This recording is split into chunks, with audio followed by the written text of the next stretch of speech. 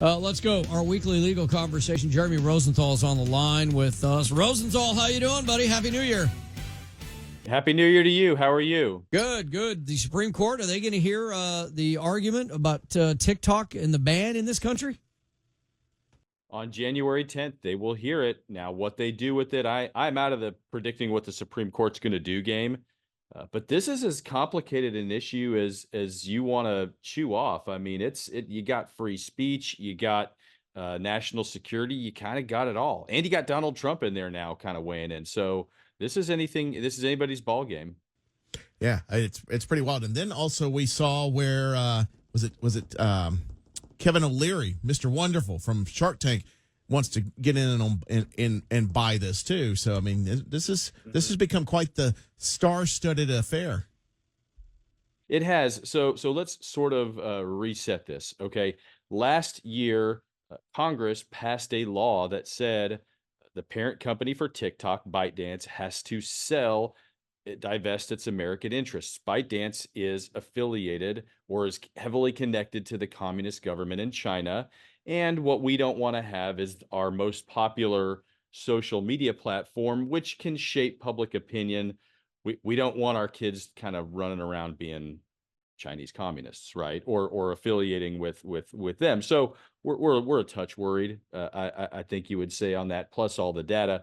So we pass a law that says ByteDance has to sell by January 19th. Why they chose that date, why they chose a date right before the inauguration, who knows?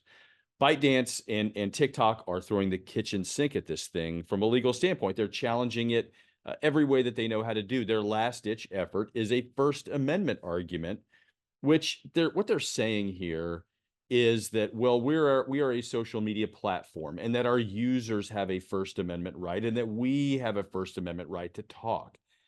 And that's a little like saying, WKIM, because we broadcast, because we are talking, and because people are listening, we can pay people under the table, and we don't have to pay our taxes.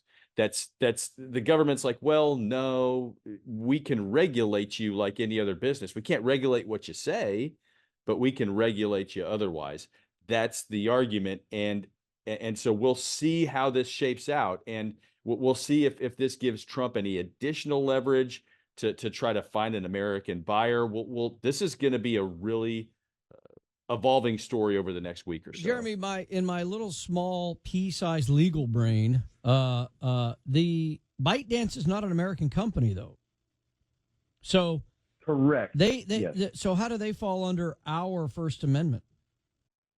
They're here, and anybody on American soil has the ability to express themselves freely. And this is this is why I love you guys, because we get into these nitty-gritty legal issues. The Constitution uses different words in different places, and it is the subject of all these great constitutional scholars. In some places, it refers to citizens. In some places, it refers to persons. So for persons, that means anybody who is a human who is on our soil has the right to free speech. Okay, wow. That's something I see.